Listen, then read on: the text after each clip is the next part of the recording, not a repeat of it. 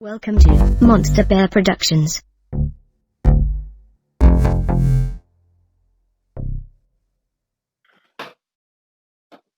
All right, welcome to another episode of Monster Bear Production. I'm here with John, aka Bam.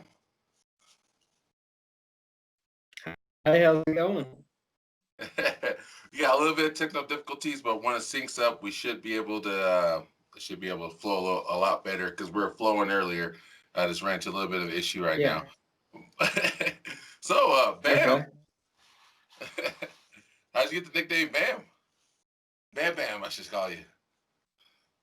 Well, I did a semester of college, and whenever I got out of college, I started working for an oil field company that my dad was working for, and I worked in the shop fabricating, and all the guys' wives would come in to eat lunch with them every day. And this one dude's wife came in one day, and she said, "I've got a nickname for you," because everybody had a nickname for me, and I said, "Well, what is it?" And she said, "Bam Bam." I said, "Well, how come?" And she said, "Because every time I come in here, you're beating on something with your hammer." Because I would just work through lunch and leave 30 minutes early. So, and it stuck. Everybody started calling me Bam Bam. That's awesome, man. That's truly awesome. That's cool. So, what did you go to college for? What did you go to college for? I was pursuing a law degree. Okay, there you go. And which field? Uh, like prosecutor, public defender. Well, I wasn't sure if I wanted to go to the dark side or make a lot of money. So it was kind of a thing. I was just gonna wait and see which one had the best stable opportunity. Yeah. But I ended up dropping out to go to work. So, Oh, okay. Do you ever plan on going back to college or finish up that law degree? How many semesters did you have left? well, what I'm thinking about doing now is trying to transfer all my basic credits and do some online school and turn it into a business management degree and try to get my MBA and see where that goes. Oh, sweet. That's what's up. They got big plans. So tell the folks out here, what are you doing now? What do you do for work now? Well, right now I work on the pillar crew in an underground coal mine or in a shuttle car. Oh, sweet. How was that like? I was working on a pillar crew. Well, it's fast. It's fast paced. It's go go go all day. We don't like stopping if the belts go down or something like that. We all kind of get a little irritated because we like that coal, but it's go go go, and sometimes it's a little sketchy as far as the top and stuff whenever it falls. But I've gotten used to it. I've never the mines I worked at before back home in Oklahoma and Arkansas. I only got to pillar a couple of times, and it was a lot different because we didn't have MRSs like we do here. We had just timbers in place of the MRSs. So Okay. All it right. was a lot. So what's a MRS? For the folks out there, what's MRS? What do you mean by that? Okay. Well, whenever we pull into, the coal mine is laid out in a grid. You have your entries, which is your heading where you're going, and then you've got crosscuts that connect it. Well, they have what's called a development crew that goes in and cuts all this and connects it. And then whenever they go in as far as we're either allowed or as far as we're going to go, as far as our lease goes, then they'll pull out, start another panel, and we go in, and the blocks that are supporting the roof, we go in and we cut it out and we let it fall, but it's a controlled fall. We let it fall behind us as we go. And so it's a controlled fall to let the pressure off as we go, or else it'll override us and it can make the crosscuts and stuff start caving in. Yeah. And we definitely don't want that, especially working at a mine, a cave in, especially when you guys are down there. Oh yeah. Oh yeah, that's a little sketchy, especially when you're pillaring too. Yeah, so pillaring developing. Yeah. Oh yeah, they laugh at me quite a bit because I'm still kind of trying to get used to it. So when it does start coming in, sometimes I'll turn around and be heading on down the road out by, but I've started catching myself because I know it's going to catch, and we're far enough back. If it does right over, we're fine, you know. It's just where I come from. Our top was a lot different, and I was sketched out a little bit at first, and then I started getting used to it. But then whenever I drilled it, I started getting more sketched out because I'd never drilled anything like this before. It was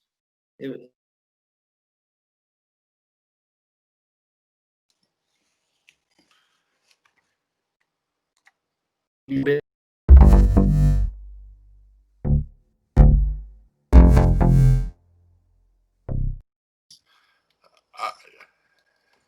What was I talking about? Oh, I was talking about how the top was different.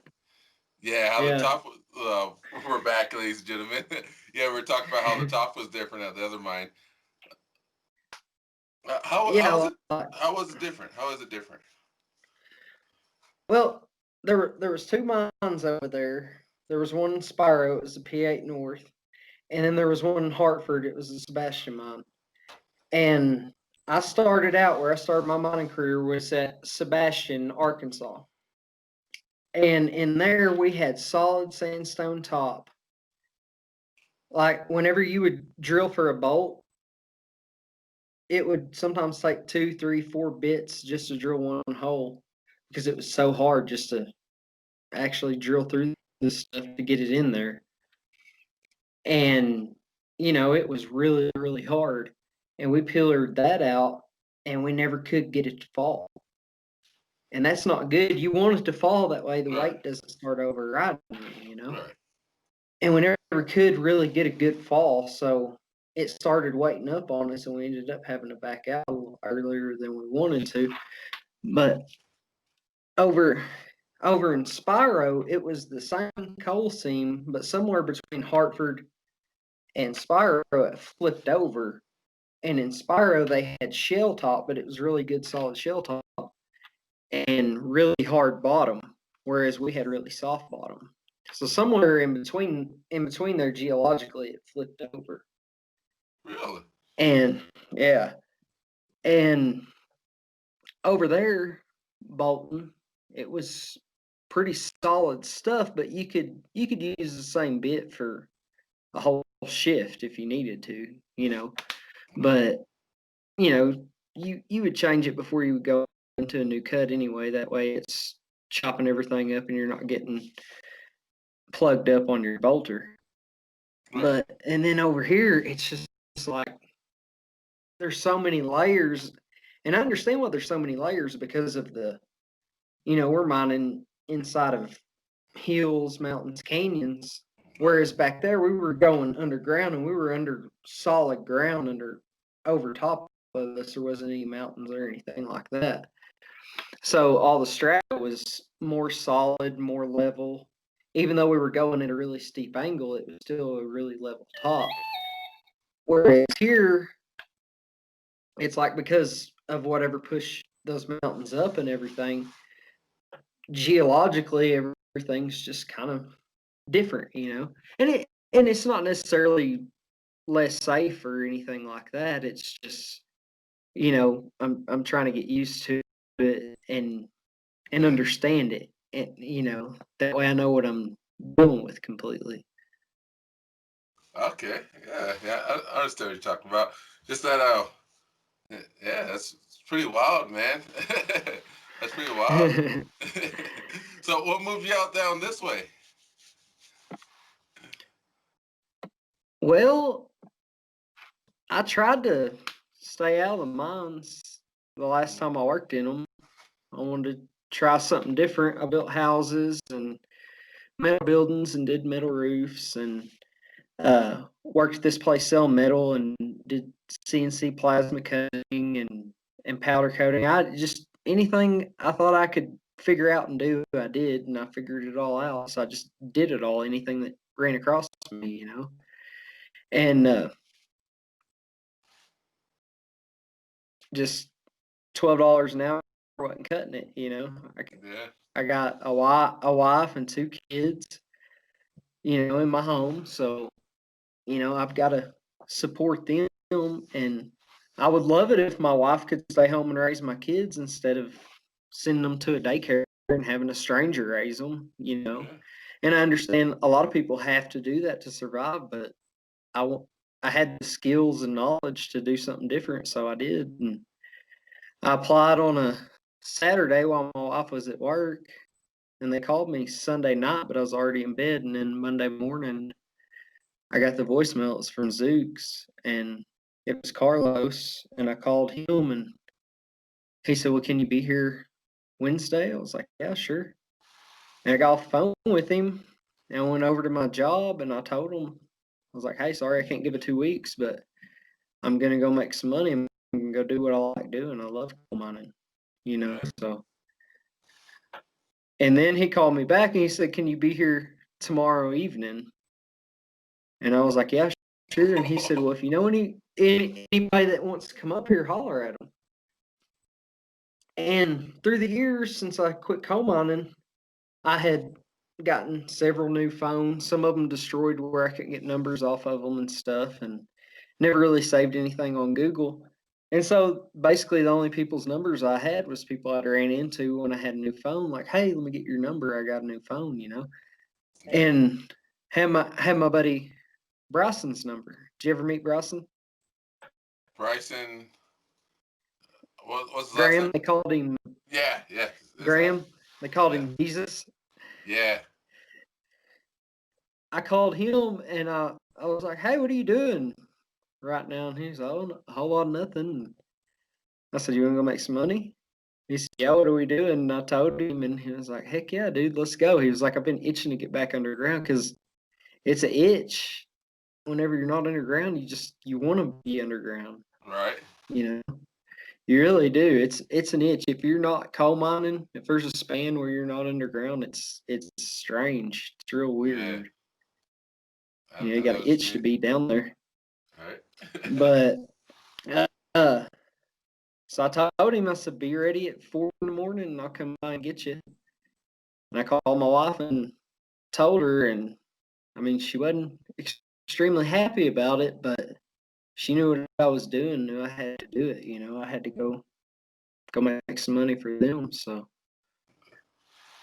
Why wasn't she happy about it? It was just the fact that you're going back underground. She was concerned about your safety.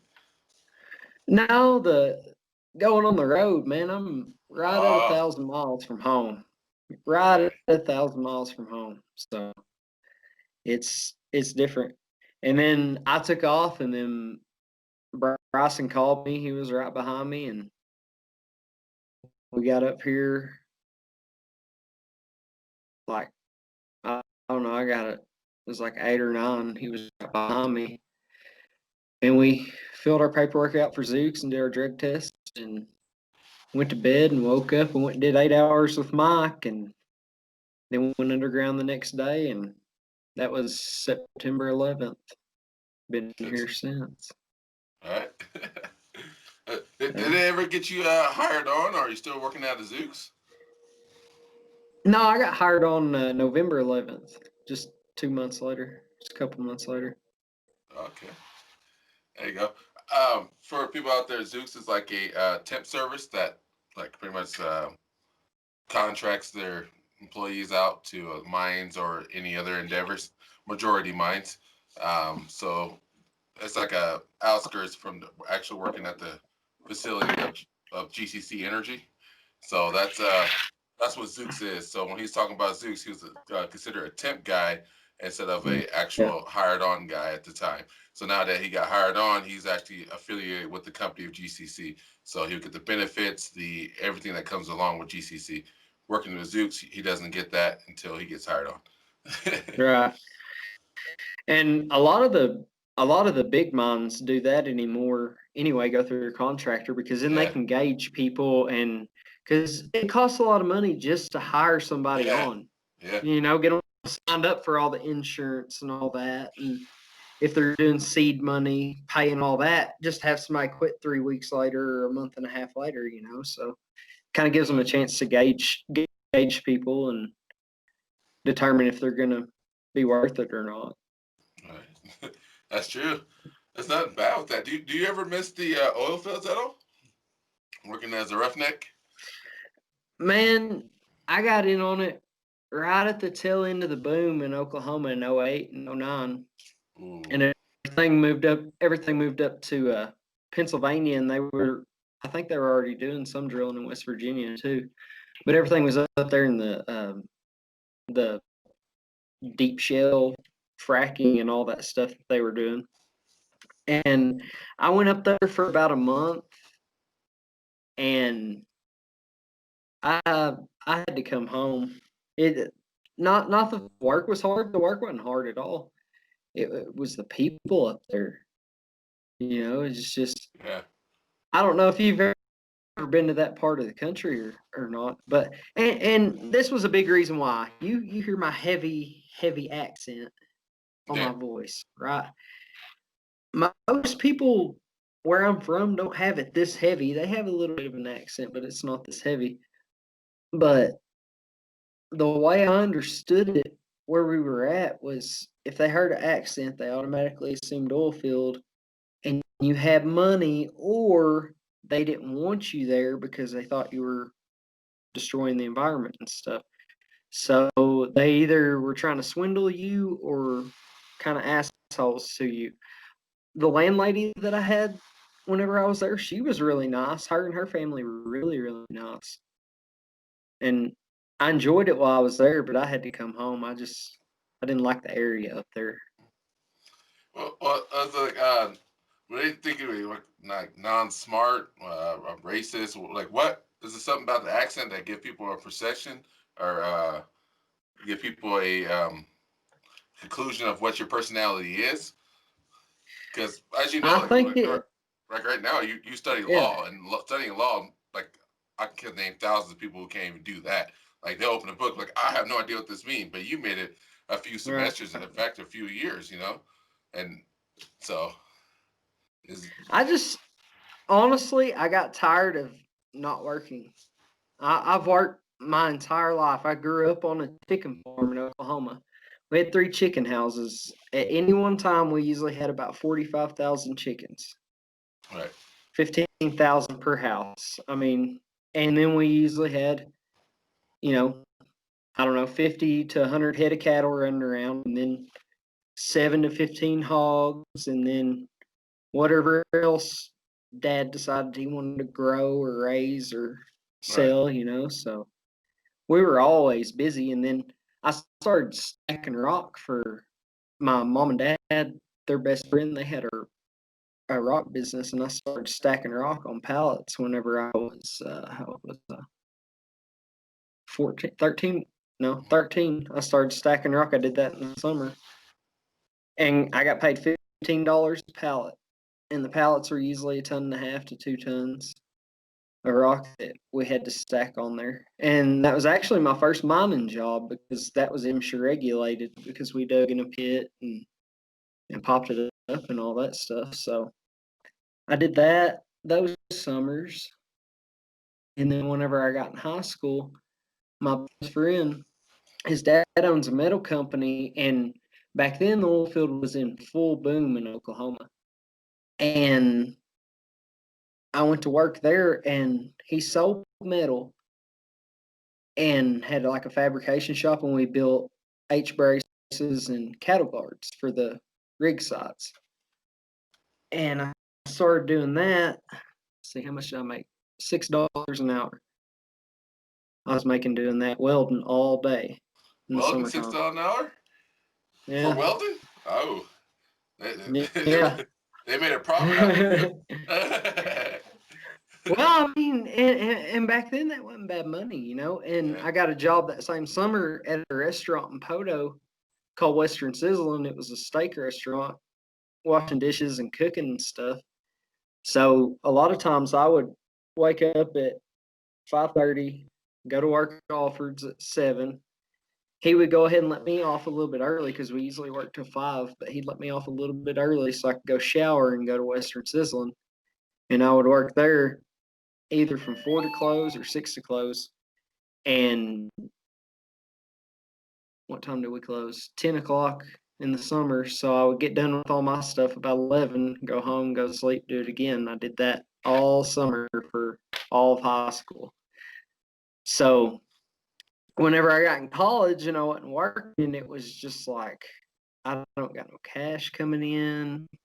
You know, it just didn't feel right. Right. I did a lot of stuff in college for money. I wrote papers for people. I did research for people, tutored people, whatever to make some money. But it just wasn't the same as working. Like I Right. like to work. Right. You know. So what you're telling me, what But I got gathered but here so back, far is that you're a borderline genius. no, not really. No, But back to that. Yeah. No, I do catch a lot from my accent. A lot of people do Yeah. think I'm dumb because I have a really heavy accent, but All right. I've never in my life been dumb or been called dumb. So All right. it's just the preconceived notion. Mm-hmm. It's just that with people usually have a southern accent. If it's not like a southern belle or a gentleman's accent, what we call it. If it's more like maybe Midwestern or deep Southern, people have like issue like they conflate that with thinking that you're dumb. Well, that's why I was saying like you're a borderline genius, because if you're tutoring people who are already in college, and it's during the time period before they had the let pretty much everybody in college. So you actually had to work for it, earn it, and get into college. You have to make sure your grades are up to par, and you're tutoring people who study those classes. That means that you have the capability to articulate and convey the information better than what the teachers can do, and they're high up there. You know what I mean? So that's why I said you're a borderline genius, because you can diagnose somebody's faults and like why they're not learning and picking it up. Because like I said, said this in my previous podcast, like there's no such thing as stupid people. There's dumb people, yes, but there's no such thing as stupid people. Ignorant and dumb. That's what I call them, ignorant and dumb. Because there's no such thing as stupid people, because you can learn from the person you think is the most neurotic person in the whole entire world. You can learn something from them, and if you learn something from them, that means they're not stupid, right? So so that's why I said there's no such thing as stupid people, only ignorant and dumb people, as you were saying. So even with the Southern accent, I just want to see the portrayal of what people saying, because I've our paths crossed a few times before, and like when I talked to you, like it was like more of like a hi and bye, and I gave you your equipment and whatnot, and kind of just left. Yeah. But like this one-on-one conversation, I'm noticing that like borderline genius, man. No, I won't give you credit. You're a borderline genius, man. Yeah, I know you're staying humble, but we'll get you. I'm gonna brag about you. I'm gonna tell the whole mind about you now. Oh man, no. It's like the last time. Let's see. The last time I was underground before I came here was in November of 2015. So I came back in September of 2019, so almost 4 years. And I've been back, a little over a year, and I'm just now in the past few months starting to get back in the groove of things, remembering the numbers and stuff. Like I had my foreman and superintendent papers in Oklahoma and my foreman papers in Arkansas. And I had to go take the foreman test last February up in Grand Junction, which, believe me, I will never, ever, ever, ever drive over Red Mountain if there's any snow on it ever again in my life, dude. That was scary. That really was. You got welcome to Colorado while driving over Red. Oh yeah. Red Mesa. I mean, well, in the part of Oklahoma where I live, we live in the Ouachita Mountains. We're mountainous too, Yeah. but not nothing like this. This Yeah. was it was The scary. When rocks. I'm going through there and I'm like, there's no guardrail and wait, there's no shoulder and it's just straight down Straight and down. there's snow and there's water going across and it's borderline freezing. I was like, oh my God, I'm gonna spin off this mountain and nobody's gonna know and I'm gonna be dead. Nobody's gonna know till tomorrow. And Mike's like, well, why didn't you show up to the foreman test? Well, I was at the bottom of this here mountain and didn't really have no way of getting up there, you know? Yeah. It really did scare me. I was like, oh my gosh. Yeah. Well, the first time I took my wife and kids up there was, let's see, I think it was May. And the snow was almost completely melted, but there was still enough to kind of play in at the top. And it hadn't really snowed at our house like enough to even really make a good snowball in several years. So our daughter's never seen snow, like accumulated snow.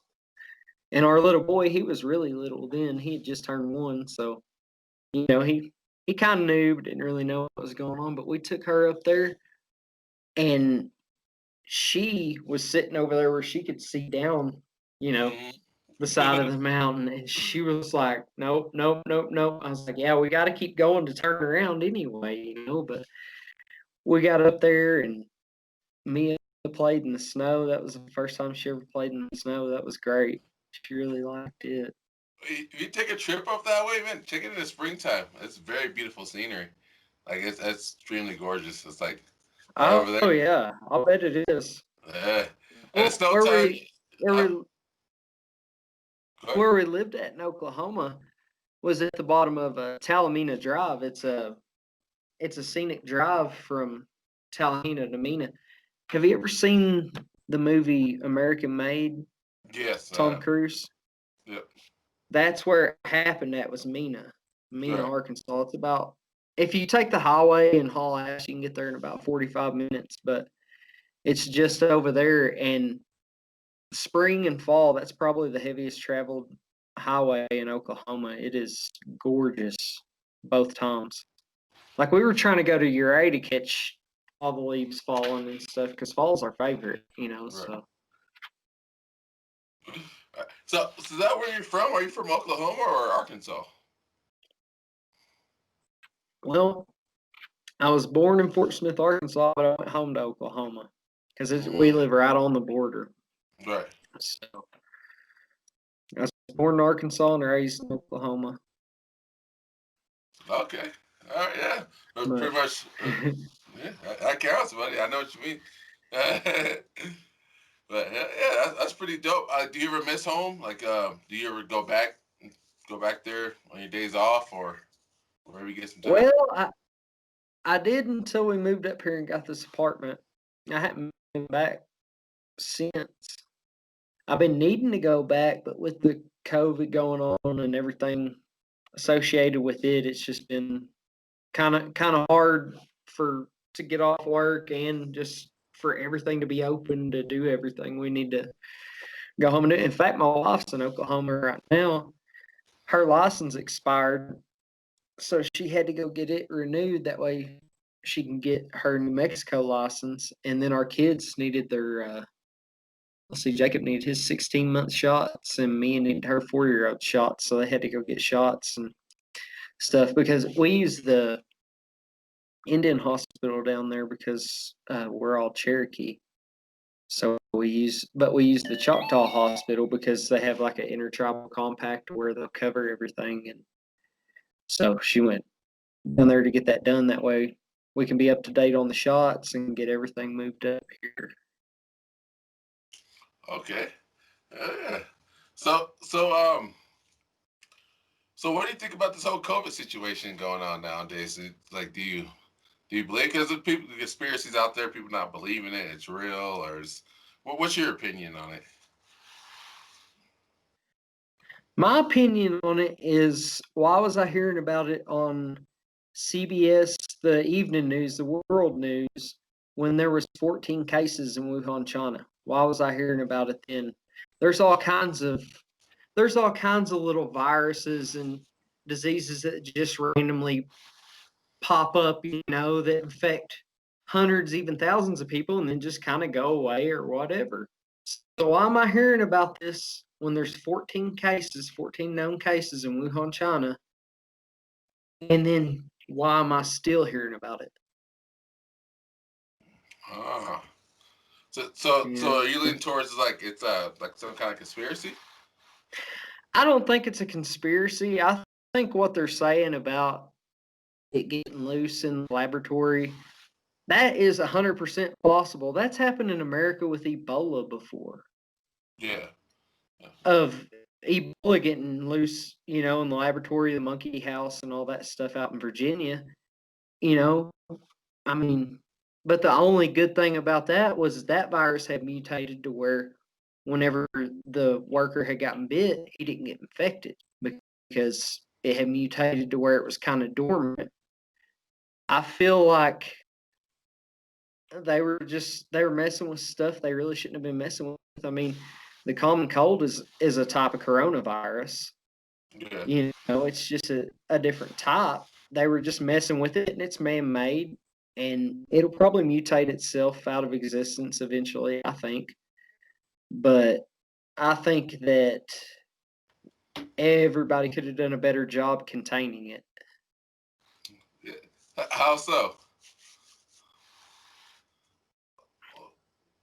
I know recently everybody said Trump should have closed everything down sooner, but before it was, oh, he's just closing it because he's a racist or he don't Yeah. like the Chinese and all this stuff, But now it's like, oh, he should have did it sooner, and it's like, well, make up your mind. Should he have done it sooner?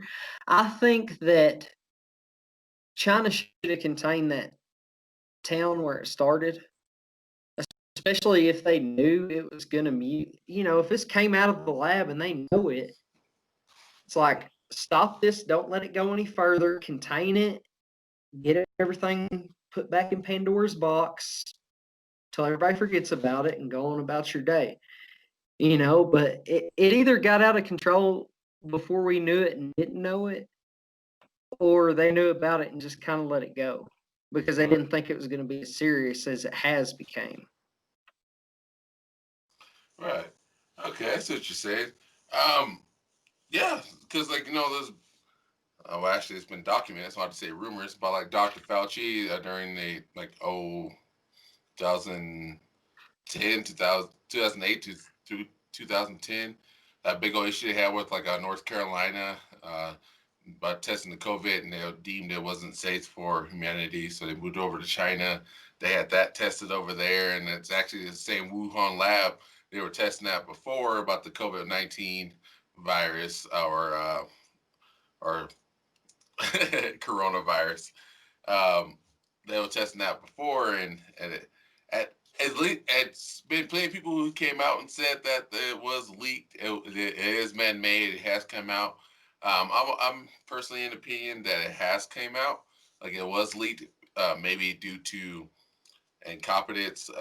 Some local guy working at the laboratory just selling bats that he was testing on, and it sold to the public and whatnot to the local flea market. Could have been the case. There's many theories out there. China hasn't been too forthcoming about how it got leaked out or how it happened or what caused this. They were blaming pangolins for a while. They're blaming this stuff. Maybe blame pangolins. That means it came from your wet market.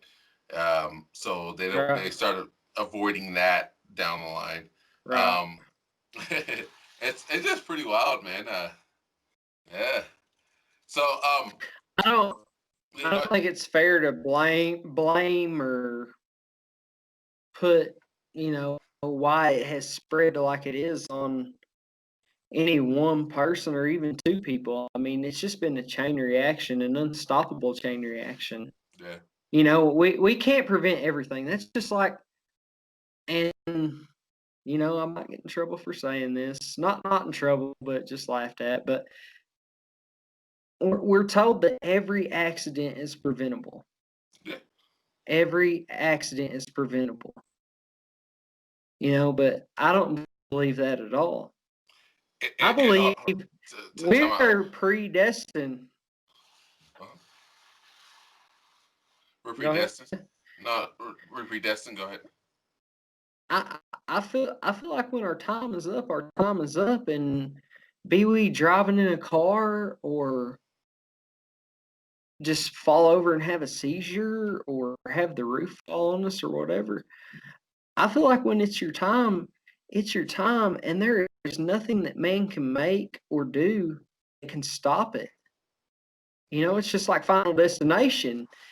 Yeah. They escaped that time, but they had an order and it wasn't that order. I'm not saying, something like that. I'm just saying, when it's your time to go, it's your time to go, and there's really nothing that can stop it because they'll call them freak accidents or they'll call them, oh, that was an act of God. Yeah, it was an act of God because it was your time to go. Right. And there's nothing you can do. If you get your leg maimed, that's because you were meant to get your leg maimed, and there's a reason for it. And I believe that there's a reason why everything happens. I concur with you saying. The thing I was going to say before I almost interrupted you, I wanted to hear what. I'm sorry. Yeah, that was me. No, I interrupted you. I'm sorry about that. Thing I was about to say was, it people, it is every accident is preventable when you Monday morning quarterback it. You know what I mean?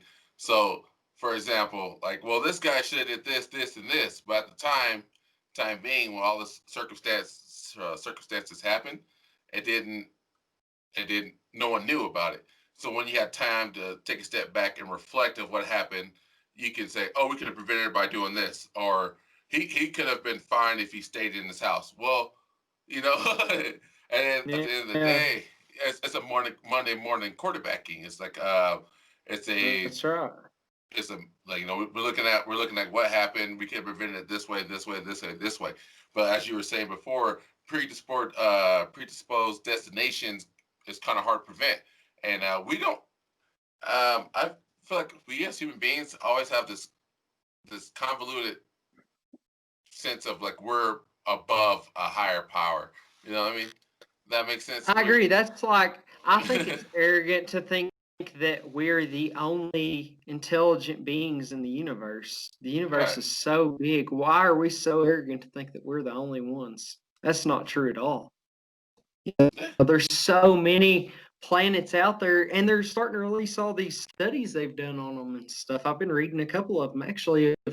There's thousands of planets out there that can support life just like Earth. Bigger, smaller, exactly the same, maybe a little bit different. Why can't this creature breathe nitrogen instead of, our air? Just pure nitrogen. I mean, there's all kinds of things that can support life. You have to have certain things, and a lot of those things can combine and form that, or make it where you have to use something different. Right. Yeah. Yeah. I completely agree, buddy. I agree. Completely agree. It's just funny and fascinating. You were saying like earlier before about like we're like we think that there's no intelligent life, what we deem intelligent life out there in the universe, or even within our own galaxy, our known galaxy, what we know. There's this galaxy's infinite. So how it's kind of hard to study and look at stuff that like as like maybe a microscopic level there could be some kind of intelligent life we don't know.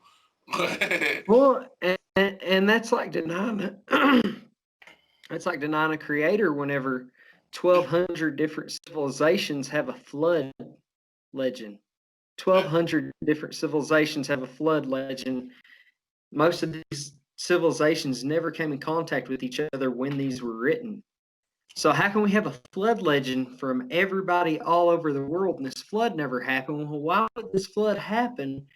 Our Bible says this, the Sumerian text says this, all these different flood legends. Yeah. So we know a flood happened because why would somebody over here say it and somebody over here say the exact same thing thousands of miles apart that have never came in contact with each other if it didn't happen?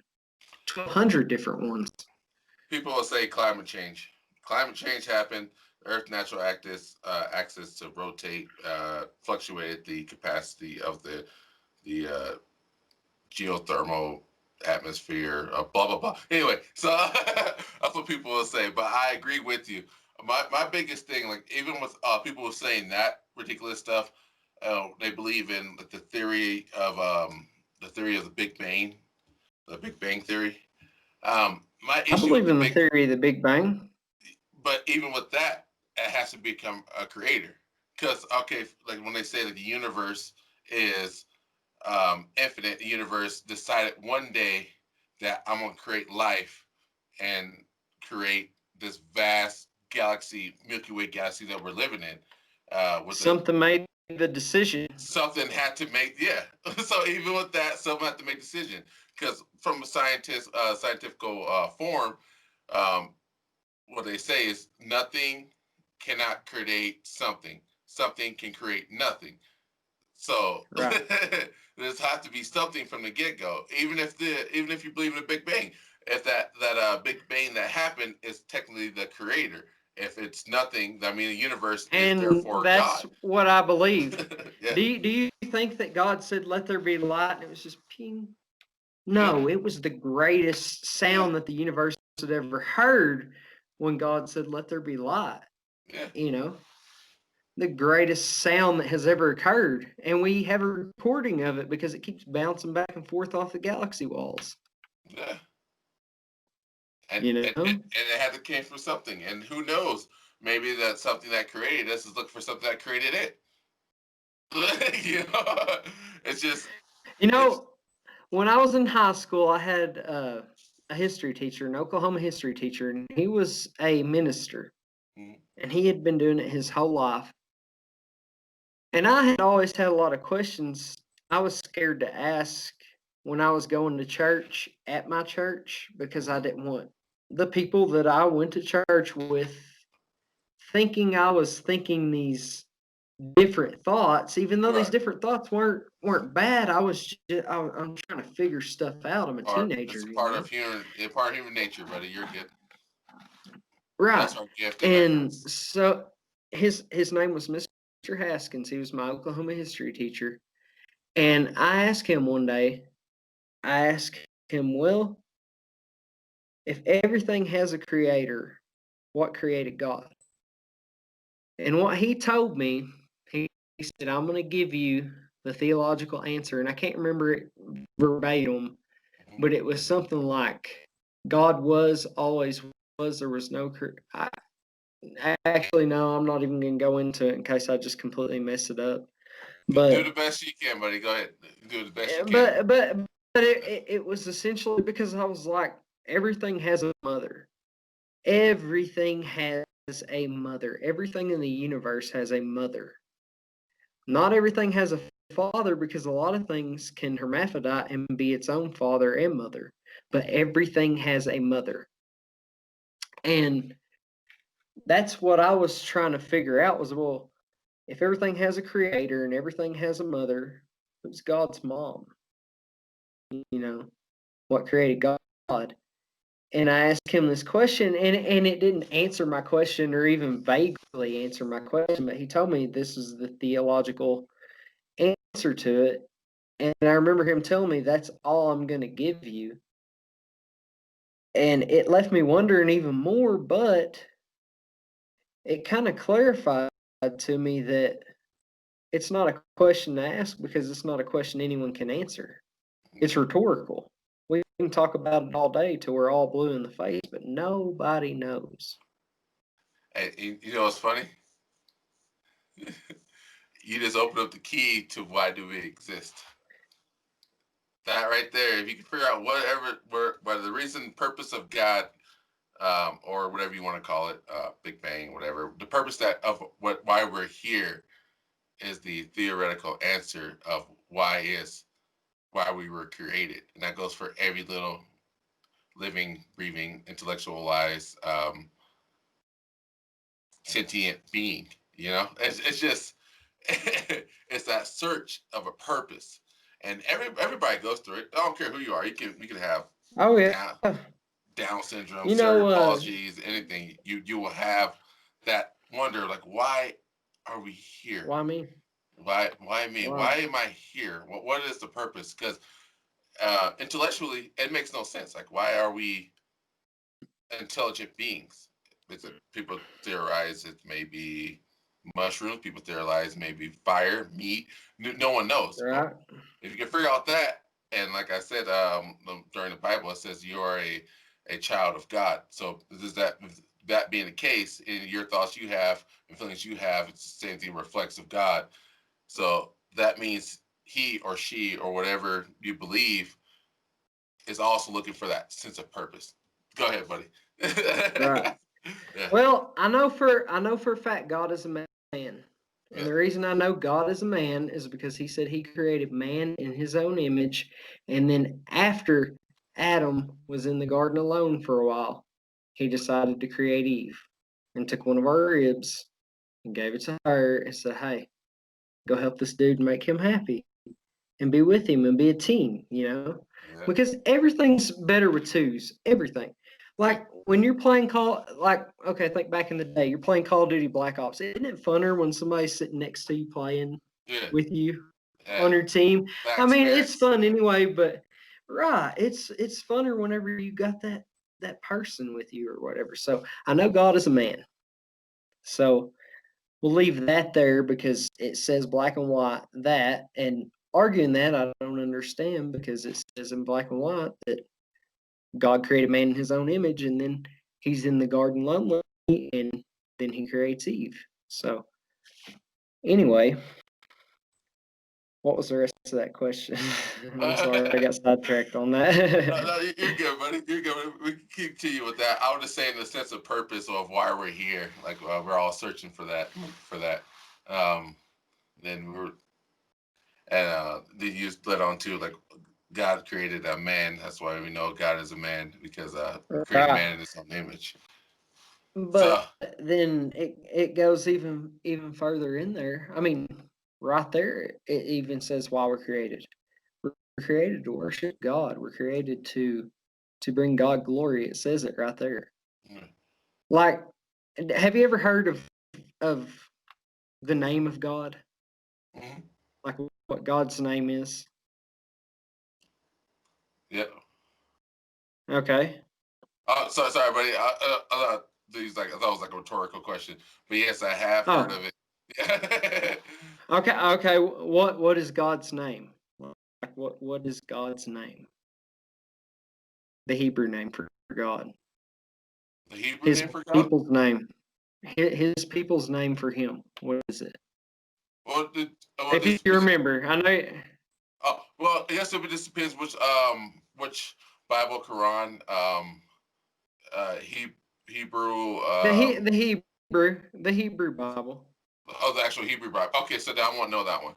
So if it was oh, go ahead. You know it, but you don't know. It's Yahweh. Yahweh. See, You've heard Yahweh before. yeah, I have heard that Yeah. before. But then if you read the version of Quran, Yahweh is just a mortal man who deemed himself as God. Um, Right. so Right. not the Quran, yeah. So that that's what I said. This depends what Bible you read or scripture of Holy Bible you read. So I was, and I don't want to look stupid by saying Yahweh when it was actually like. But anyway, go Right. ahead. Well, here's something I saw in a video one time and kind of did a little back research on it. But Yahweh is it's 4 syllables, and it's the breathing syllables in the Hebrew language. So that means that every time you take a breath and exhale, you're saying God's name. You're worshiping God. You are praising God because you're saying his name when you take a breath. Essentially. So you were made to praise him. So when you breathe, because that's their language, when you breathe, you're saying God's name, you're praising him, you're doing what you were here and created for. Right. So, do you think that's what you think that's why we're so vain as a species? If we're creating this image, like celebrities love to be worshipped, they say beware of false prophets. Most celebrities believe they're up there with God. You have throughout history people comparing themselves to gods, demigods. You Right. have Hercules, those stories such as that. You got many difficult people who wants to be worshipped, a king, a queen, a president. You ever ran into a celebrity in your life and they get offended, you don't know who they are. You think that's a descendant from the higher power of God? Just we're creating in His image, that vainness, I guess I don't want to say insecurity, but that No. a need to be appreciated.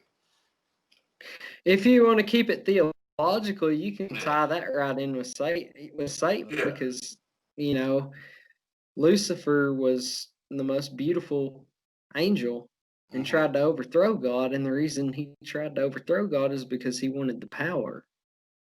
Yeah. And he was the most beautiful, which is a part of being vain. So I think a lot of being vain is just negative energy or stuff like that, because we weren't made to be self-centered. We were made to work as a team. That's why he made Eve for us, or he never would have made Eve for us, right? So we were made to work as a team and not be self-centered. It's not about I. It's about everyone around you in your circle, about we. And every circle interconnects. You don't have to include everybody in the world in your circle. You can have 4 people in your circle. Well, they might have 8 people in their circle, So every circle is connected. It's a chain. It's a, Lion King circle of life or whatever. But it all boils down to we weren't made to be self-centered. So anybody that's self-centered isn't being how we were made to be. So there's bad energy or something there. So I don't know. Maybe this has been a question maybe on my mind. You still there? You there? Okay, yeah, right here. You kind of froze a little bit. Hopefully it syncs up here, so I resync back up. All right. So maybe this has been on my mind a little bit because Lucifer himself, was a descendant of a creation from God.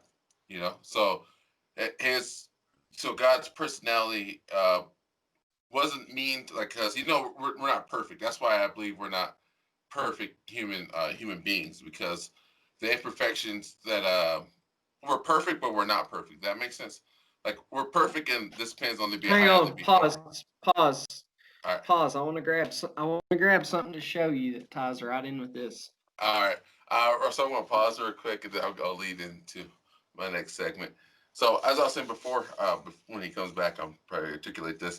It's not like I'm deeming that what he's saying is wrong. If this was curiosity, it was been on my mind about a certain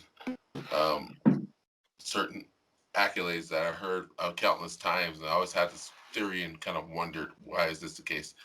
Hold on, buddy. Before I get there, I'm gonna ask the question.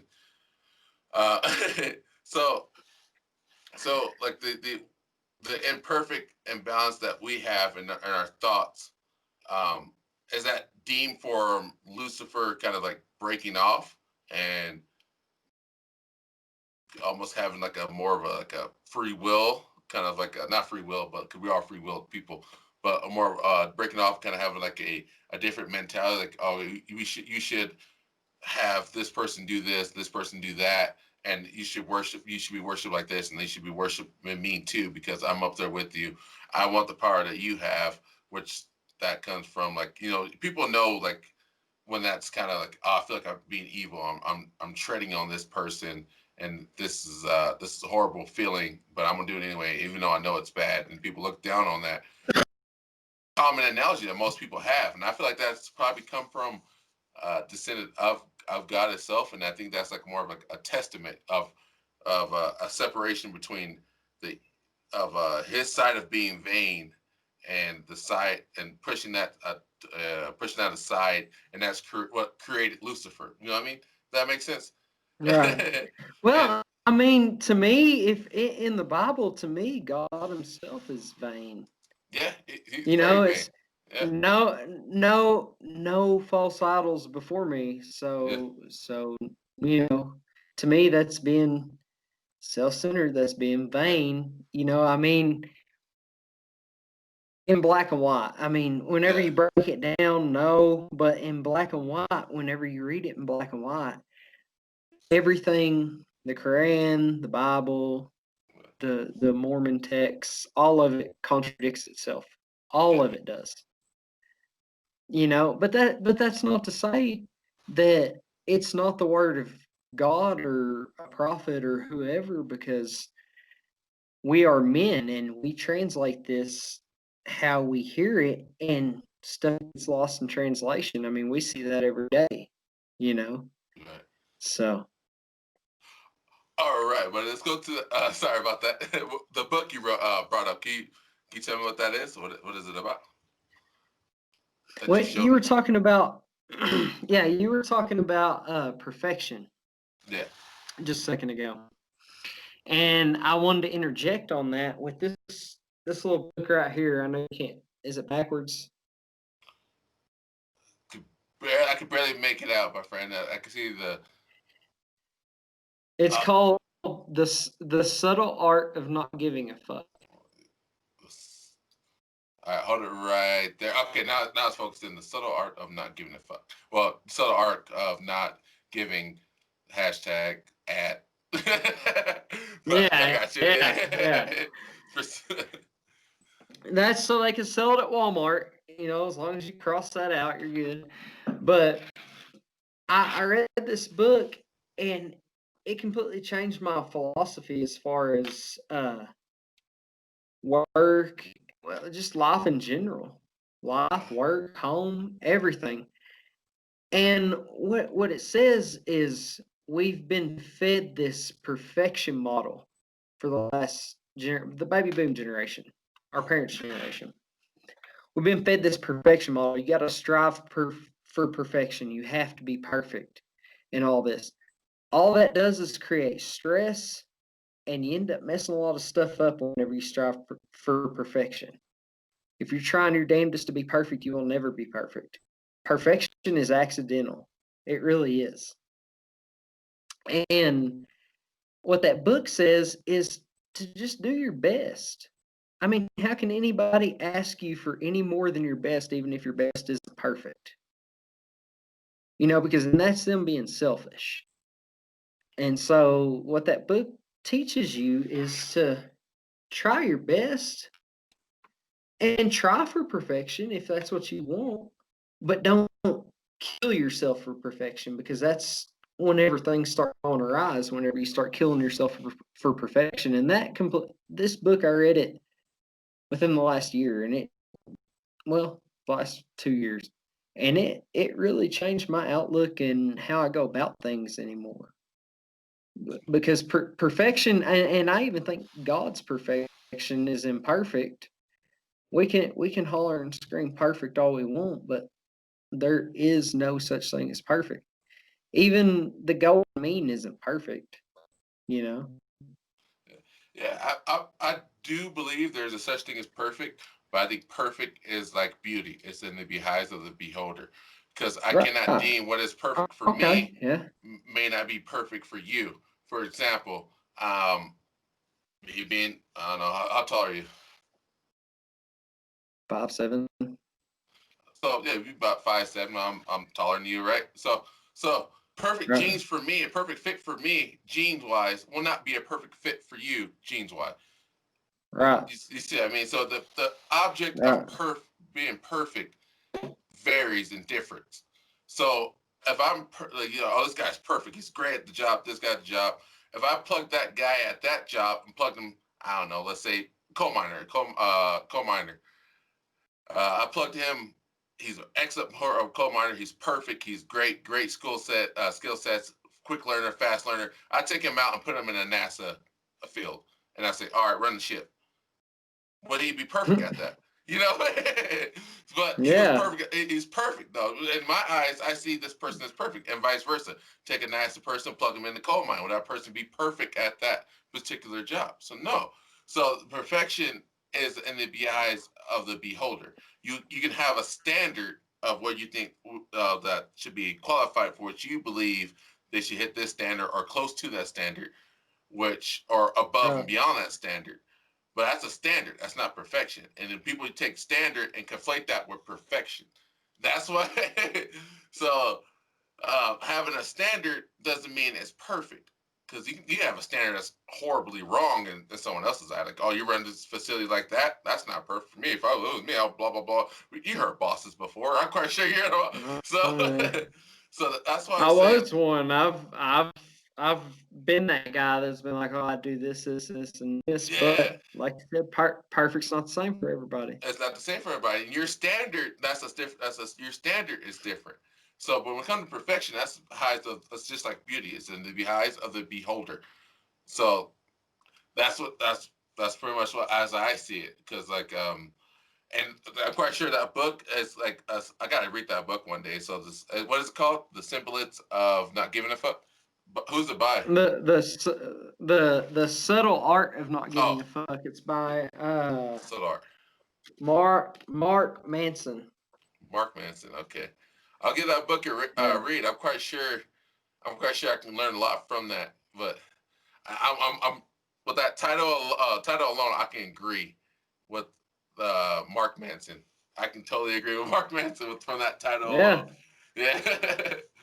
So it's a subtle art for sure. It is, and if you can do the best at your capability, and that standard doesn't meet the standard that they deem, you just shake their hands, move on forward. Like I'm gonna find something that's a better standard for me, you know.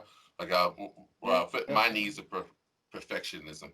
But that's so it does exist. I believe it does exist. I just believe we're confusing that with standard. Right. Yeah. So, okay. That's just my belief. You don't agree with me, guys. I don't care. I just let's kind of code.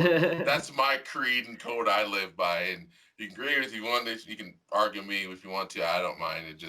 That's just why I deem what I see because what I might see is perfect. You may be a Ford guy. I may be a Dodge guy. I see a Dodge that have this thing and like, oh, that's perfect. You see a Ford and they're like, that's perfect for me. You know? Yeah. That's a lot of what's wrong with this world right now is everybody can't accept that somebody else's perfect isn't their perfect.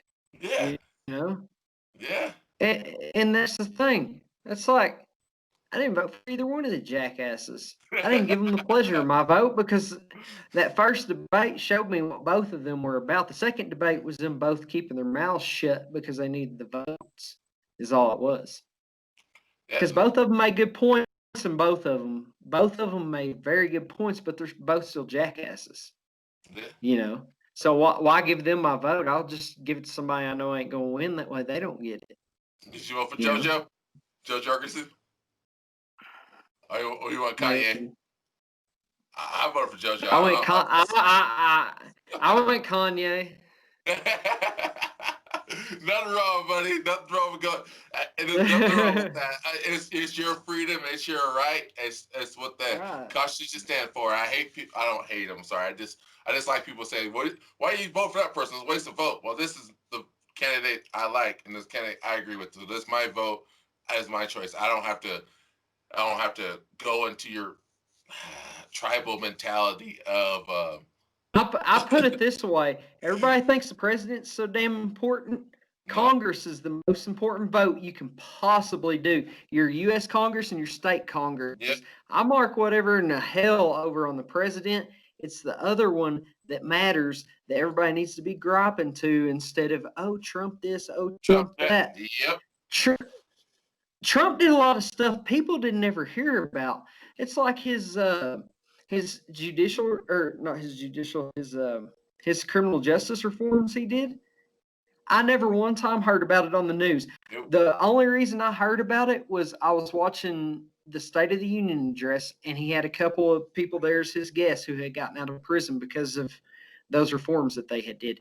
And that was the first time I heard about it. And I looked it up, and it's like, why in lots the of people. hell Mhm. was that not on the news at Mhm. all, dude? They didn't even mention it. If they did, it was just in passing in between what color heels Melania wore and something stupid, you know? Yeah.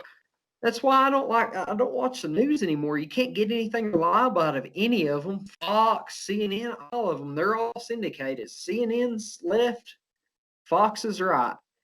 You can't really find anybody in the middle because everybody uses their personal bias instead of taking the facts that are black and white off the paper and putting it together like a puzzle and reporting it just like that. Yeah. Walter Cronkite read the news just like this, and that's how it was. He didn't have an opinion because news people shouldn't have an opinion. That's the crazy part. They all turn into majority of news turn to opinion based news. It's just they'll give a little bit of facts here and there. The rest of it just all opinion. Like that's why y'all hear them say, I feel. Like, I don't care about your feelings. Tell me the news, and I'll determine how I feel. I don't want you to think for me. And that's the number one key. That's how things get so much switched because people are so overworked nowadays, so tired, so much stressed out that they have no time to sit back and read or sit back and think. They'll get the news and hear the person how I feel, and then they'll go in and they'll regurgitate that information, and that's now how they feel. But what have I noticed? That's what have I noticed lately. And when it came to Trump, like when people kept saying like he did this, he did that, what the prison, not the prison, but the cages on the southern border, kids in cages. He never opened those up. That was during the Obama administration. People didn't even know that. During the Obama administration. And the funny part, this is what makes me so like baffled. And I've not lost faith in humanity. I believe in humanity, but this will make me so baffled. Guess who was the ringleader of that whole entire operation of immigration? Joe Biden. He is the one who placed all that stuff there. And I'm like, people, Joe Biden is not a progressive. Joe Biden is a centrist. He's not a progressive. You guys want progressives. You see the name Democrats. There's different forms of Democrats. You have your centrist, and you have your progressive, and you have your libertarian Democrats. And you have it's more than down the line. You got to look into what they believe. Joe Biden is a centrist. A centrist is more as that's like voting for you didn't like Bush at the time, but we're gonna vote for Bush again. He's pretty much the same thing, but with a different color and different kind of belief, more so with Democrats, and while Bush is more so with Republicans. I mean, if you want to really look at it, the Republicans freed the slaves, and the Democrats were the ones that revived the KKK in the early 1900s. But here we are, you know. See, when it comes down to Republicans were progressive. That's what I'm saying. But it switched during when Nixon ran. Nixon decided to do the Southern strategy. The Southern strategy. No, it was before. No, it was after JFK. It was after JFK when Nixon came and did the Southern strategy. The Southern strategy was when we'll get the good old boys, we'll get the everything goes blue. Everybody who was blue. We're gonna tell them like we're not gonna have the colors inside of the schools. We're gonna keep this up. It's the Southern strategy because by the time majority of the country, well, still now, but even more of the majority of the country was white. So and they decided to go down south and trying to keep like to do that. And that's when things kind of flipped and changed because during a time period, African Americans, Hispanics voted mostly Republicans, and then majority of white population voted Democrat. Not all, no, I shouldn't say majority, but like they were leaning more towards the Democratic side, Democratic Party. But when Nixon came in and switched everything up, and ever since then, that's why you still have like the issue we have nowadays when people are like, well, if you're a minority, you're automatically voting Democrat. Well, no, that's not the case. No. It's just that now more Republicans, not conservatives, are still using that strategy of using the Southern strategy. Right. That they don't run in Detroit. Democrats run in Detroit. They don't run in areas like this. And everybody's like, well, they're always voting Democrat. They're always voting Democrat. Chicago. LA, New York, yeah, they're Democrat. They're always voting Democrat. But the crazy part is Republicans don't run. And if they do, they put a weak candidate out there who's not like Trump, who doesn't speak to the normal Republicans. And that's what the biggest problem with the Republican Party. They don't have a reach out thing. If you prime example, Trump had the biggest turnout of minorities in a long, long time for the Republican Party.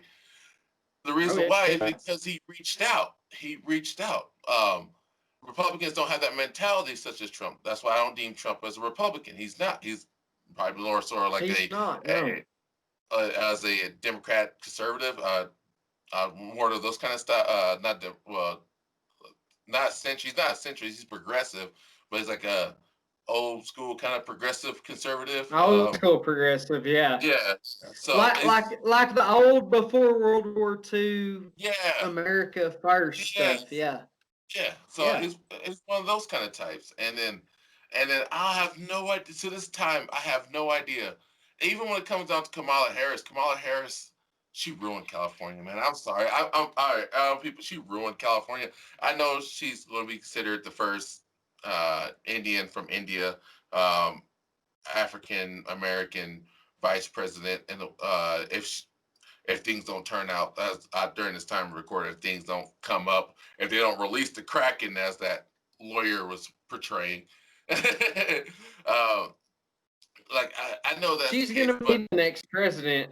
That's the case. She's going to be the next president. And we're going to have another Dick Cheney and Bush problem.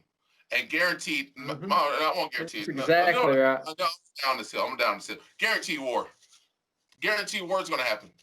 They're already talking about sending troops back over to Iraq. So guaranteed war is going to happen. And it's just why?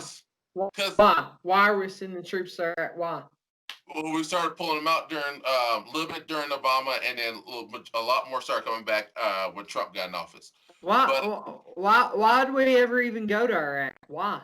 There was no reason for us to be in Iraq. We were after Osama bin Laden, so we should have went in and got him wherever he was at, and then we should have never stayed in Afghanistan except, holy shit, all the opium in the world's here. Right. So let's go ahead and stay here.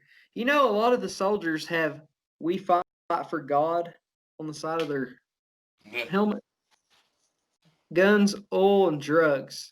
All right. God, guns, oil, and drugs. Yeah. Because there's no reason for us to be outside of our borders for any reason other than our air bases and bases and stuff. Yeah, naval fleet and whatnot. Well, we went to Iraq to bring them freedom. That's why I went to Iraq, to give them freedom. Sorry. Really? Because that region was more stable under Saddam Hussein than it has ever been since. He kept them in check. He kept that shit over there in check. He kept ISIS. Yeah. We went over there to bring them freedom. That's what. Since we attack it. Since Afghanistan people, the Taliban attacked us over here in the States. We attacked Afghanistan, and then we also decided to do a two-front war and go into Iraq as well, which Iraq was fighting Afghanistan and Taliban as well, which is they'll probably been a good ally at the time during time being, but it's whatever. It's it's all about money. Gaddafi announces he's going to start trading gold for oil, and the next day gets stabbed in the ass until he's dead. I mean. It is, man. It's so fishy, and it's so fishy. But that would have made Egypt the richest country in the world overnight if they would have went through with that. Right. But have you seen that latest Kim Kardashian pic? See, that's how they get you. It's like, oh well, this happened. Well, the latest Kim Kardashian pic out there. It's amazing. This guy said. So they don't want you looking deep into it, but what do we know? What do I know? I'm just a coal miner. I'm not. So I've been keeping up with politics since Clinton's second term. Whenever he ran for that election, I have been with it since then. And one major thing that happened in my neck of the woods is Arkansas and Oklahoma have always traditionally been blue. They're yellow dog Democrats. They vote Democrat no matter who's running, no matter what. They'll vote. In fact, when Trump ran the first time, my grandma got so pissed off at me, dude. I called her one day. We were talking. I said, well, who are you going to vote for, me, Ma?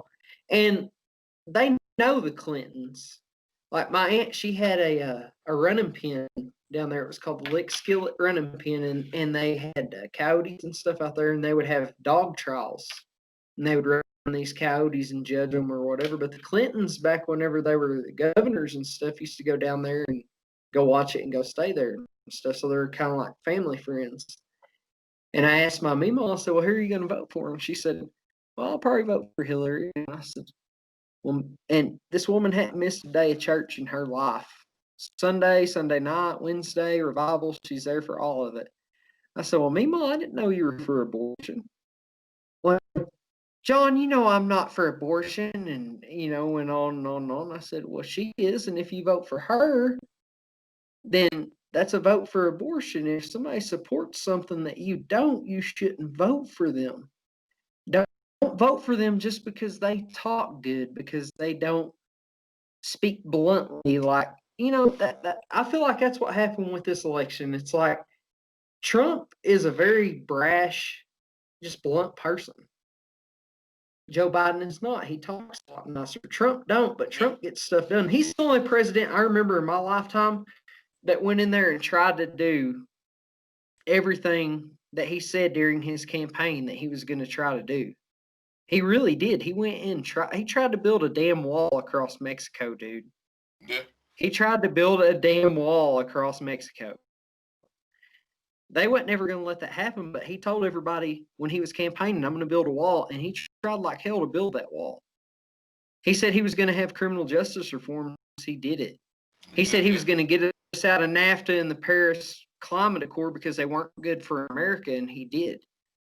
I believe climate change is an important issue, but we don't need to bankrupt America trying to achieve it, trying to achieve green energy or net zero carbons and all that stuff. It's like all active volcanoes in the world produce more CO and greenhouse gases than humanity has since we've existed every year. So that's why global warming doesn't exist anymore. That's why I consider it climate change. You notice the old theory quite sure when you was growing up, it was always saying global warming, global warming. Yep. Back in my parents' time, it was the Great Freeze. Now it's considered climate change because it's the climate's changing. Some scientists they're having a huge debate if it's Earth's natural access to change and evolve, or is it man-made carbon? Some they can see like mankind has some kind of involvement in our climate. Yeah, we do, but it's very minute. That's what that's what they're trying to the variance. Like, is it how big is our push on it? Because remember they had the war on cows and farmers for a while. They say that produced so much in the world that it produced more than factories. People are having so much. We're trying to get an understanding because our world, the Earth is a magnificent, beautiful, horrifying, catastrophic, intricate, very intricate. Yeah, land masses. The ability to create life, to adapt. It's like a functioning organism. The Earth is. We don't know what is the cause. Is it us? Are we the bacteria killing it? Are we the saviors helping it? We don't know. We don't know how the Earth is because we don't know what the Earth can take. We don't know what the Earth can do. Like we can theorize. We come up with multiple theories and whatnot. Usually the consensus is if you come up with this theory and gets published, that consensus is right, and you're more scientists did not believe it. But we really don't know. It's just like we're still studying it. I'm quite sure we don't know until this day. We because at the time we still believe like I don't know, like it's like almost having like people want to laugh, but the Earth being flat and Earth being flat, people believe for a long time, and people were arguing and bring up scientific studies like the Earth is flat, Is this our flat Earth? Like, we don't know. Yeah. Is man-made climate change? Is that our flat Earth? We don't know. Dude, I ain't never been in a space shuttle and looked down on planet Earth, my personal self. All I got is these pictures these people are putting in front of me that they say are correct. Right? Yeah. You know? Yeah. So It's like, how do they know that the Earth is a core, a mantle, and a crust when we've only been able to drill as deep as what the stratosphere is? yeah, We haven't even broke the crust. have it. So how can they say we have a crust, a mantle, and a core when there ain't nobody ever been to the middle or drilled to the middle or seen the middle or anything? So how can they say that and us accept that whenever we know nobody's seen that with their eyes at all? They're theorizing. It's a theory. They're theorizing it. Yeah, but this is before all our tools and stuff that they've been saying this, you know, since like back in the early. Mm-hmm. Like back before, I know, but who knows? Maybe during a time period they had time with the creator and they talked to the creator, and the creator's like, I created Earth like this. Who we don't know. Like maybe Right. maybe we're living in this. Oh, sorry, man, I'm getting real deep on you. Maybe we're living in a simulation. Maybe the simulation is trying to see like what would happen if we keep running the same thing. Are we going to kill ourselves off again? Or we'll keep doing this again and rerun the simulation again and see how we're going to get. Who knows? This that's why I leave back to before. Like our reason being here is to figure out why are we here. I think it's kind of weird, but it's also along that way. It's to find the keys and happiness of life, because why does me buying this thing make me happy, or me seeing a smile on someone else makes me happy? It's like one of those things. Everybody's happiness is different. It's different. Yeah. I've never had any ambition of just staying stagnant. Any job I've ever had, I always try to move up or something, you know. Yeah. And I want to make as much money as possible as I go through my life, and try to do better and have better and go do all this and stuff. And like growing up, I never one time in my life really had a vacation.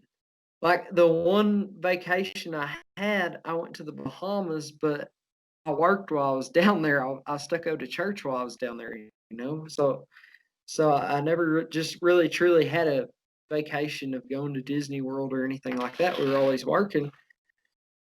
But I asked my dad one day, like, have you ever wanted more? You know, have you ever wanted to succeed and do better? And he told me, he said, well, I never really thought about it. So what do you mean never really thought about it? He said, well, I'm happy with this. Well, I'm not. I lived in it with you, and I'm not happy with it, you know? So everybody's happiness is different, and how everybody gets to it is going to be different, you know, because my happiness isn't what my dad's happiness is, and my happiness probably isn't what my wife's happiness is, or probably isn't what my kid's happiness is. You know, we're all going to be different in what makes us happy and what makes it complete. So. And I think that's like the key. That's why I think the life, liberty, and pursuit of happiness was the most brilliant thing ever. The pursuit. It's the funnest part. Yeah, the pursuit, and everybody's pursuit is different, which is so magnificent and beautiful, man. I have no other words than beautiful. That's why I hit home, because that pursuit of that happiness. Well, when they say pursuit, it means it can be different. I can maybe be happy with a wife, a kid, a white picket fence in the backyard. You know, the whole American dream. I may be happy with that. You may be on the otherwise may be happy. I want to go to space, travel to, I want to do this, and that is my happiness. It's just, that's what I think is that pursuit was the main key in the English language. The pursuit is the ultimate sign of like perfection. Well, I mean, that's just like in high school, you know. there was always that girl you knew you could never get, but you like to pursue her anyway. You like to try anyway, you know. Yeah. It was just that pursuit was fun. It's just like life. I mean, pursuit's fun. It's just figuring out when you're happy. That's the hard part, you know. Yeah. Yeah. Like, am I happy right now? Do I need any more than this, or do I want something more? You know.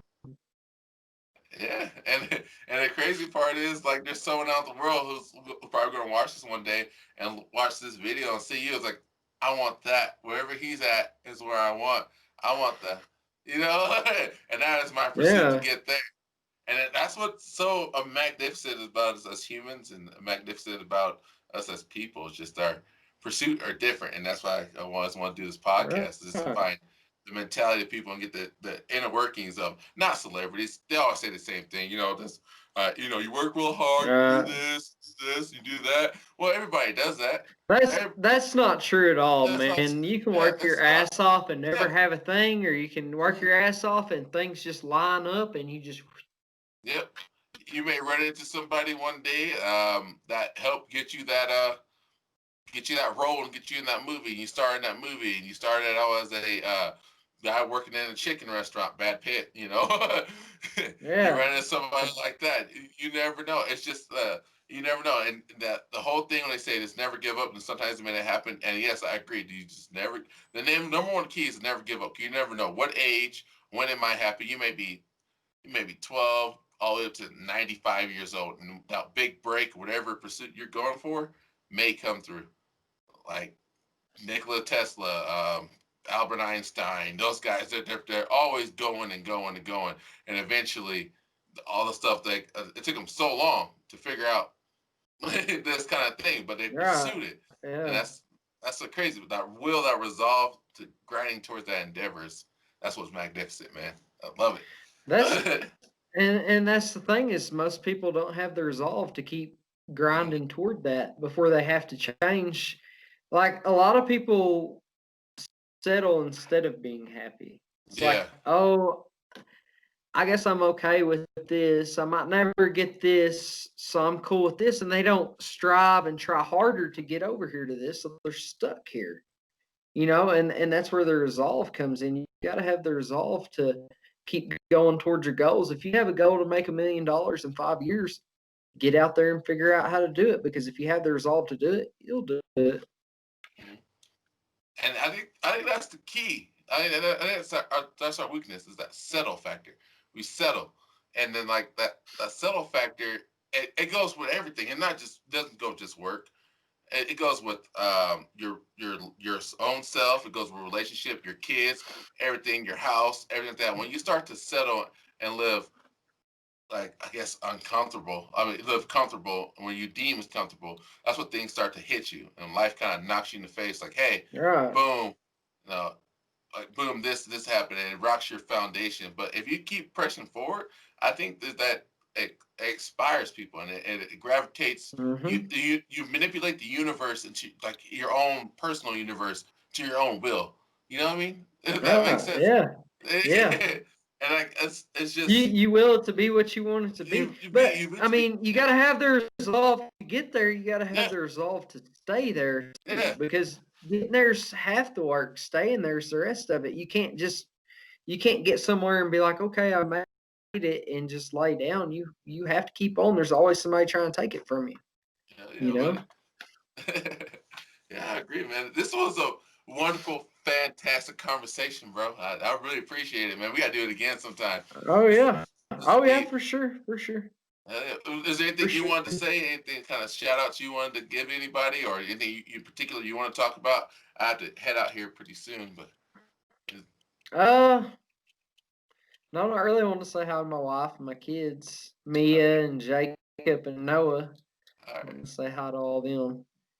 So, but yeah, I'm gonna get off here and probably holler at them right now, actually. all right, buddy. So, All right. but yeah, it was good talking. We'll have to do it again for sure, man. For sure. I like getting deep like this. It's like I seen a meme one time that was like what guys normally talk about, and it was like sex, drugs, drinking, and all this, and it was like what guys talk about when they're drunk, and it was like philosophy, history, Yeah. you know, mankind and shit like that. It's like I like to be right there, but I don't like to be drunk. Is there any way I can do it? And I think I found it, so Yeah, that'd man. be cool. Yeah. If you ever see me too, you want to talk about stuff like that, I'm always open, man. I like figuring out the meaning of life, going in deep. I love philosophy. I love I love to figure out the inner workings of how people act and how we Yeah. think and how we are as Oh people. yeah. Let's enjoy it, man. I I'm think a I'm a people watcher, dude. yeah, I like to watch and study people. You can figure a lot about a lot of people just yeah. watching and listening. Watching and listening, you can figure out their quirks, what led them to this, or how they feel this way. What is their ground rooted creed that they will not break for a certain reason because this happened. It's just magnificent, man. I love how we Yeah, are, yeah. and I think we put too much blame on us. I think we should get our human beings a chance to realize, take a moment, step back, and realize how great we are. Not just celebrities, just your run of the day person you run through at Walmart. You see them, and you're like, I wonder what that guy been through, or that girl been through, or that. Oh No, yeah, dude. When I yeah, see cars coming down the road, I'm always like, wonder what they're doing, wonder what they're going through, yeah, wonder where they're yeah, heading. yeah. Yeah, What kind of all the time. what kind of genius inventions that we see? Like the word, I always think about that too. Like I know this is a very common thing. I know people say all the time. Every time I drive by a cemetery, it's like, oh, I wonder what kind of life they live, or what kind of inventions was never created because they were scared, or they had no, they got too comfortable with life, and like Right. like what kind of groundbreaking thermogenic machine we could have had with that person that's in that cemetery right there. Who knows? You know, because all our life Right. we're living through from a person's standard and thinking that's perfect, and when in reality they should just give it a chance and find their own version of what is perfect to them, perfection to them. That's how I feel. Oh yeah, dude. And Yeah, I've seen it coal mining, like every boss I've ever worked with, whenever I boss, we all have different standards of how we want our section to look or how we want it to run yeah, or stuff like that. And it's not that this person or my way is wrong. It's different. yeah, And that's a lot of anything is not that it's wrong, because to a lot of people, if it's not their way, it's wrong. It's not wrong, it's different. And yeah, different doesn't necessarily mean wrong. And a lot of times you just need to give it a chance. yeah. Just to just to see if it's gonna be your perfect or not, because it might change your perfect. Hell yeah, but I agree. I agree 100%. Is there anything that you want to tag? Anything? Oh, I can. If you want to send me that title to that book, or text it to me, I'll write it down and I'll see if put it on Amazon. People can read that, give that a Okay. read. Yeah, buddy. Yeah, for sure. Now I want to tell you, my little girl, she's 4. She turned 4 in September, and like for the past year, she has had this fascination or something. I don't know what she saw on what Disney movie or whatever, but she always wants us to tell her stories about Monster Bear. About what? She's Sorry, Monster Bear. Monster Bear. Yeah, no shit. Like for the last year, she's always like, she'd be like, "Dad, tell me a story about Monster Bear," and I'll just make some crazy something up or whatever. And when Bird was talking about your deal, and he was telling me where to go listen to it, he said Monster Bear Productions, and I was like, "Oh, dude, Mia's gonna Whoa! love that." Yeah, Oh, that's crazy. That speaks towards your connection we had. That connection with every human being is connected, bro. That's wild. yeah. That is Yeah, wild, for a man. long time. I don't know if she's seen it like on Brother Bear or whatever, but she's into kind of dark stuff anyway, Yeah. and she'll start telling a story, and it'll be, and I went to the mountain, and there was Monster Bear, and I went in his cave, and me and him, and she'll just go from there. But she's just had this fascination with whatever Monster Bear is for like the last year and a half, something like that. Oh, that's awesome, man. That is awesome. Oh yeah. Uh, I guess Oh, I when get I you guys tell some her I shirt. talked to the Monster Bear, she's gonna freak. All right.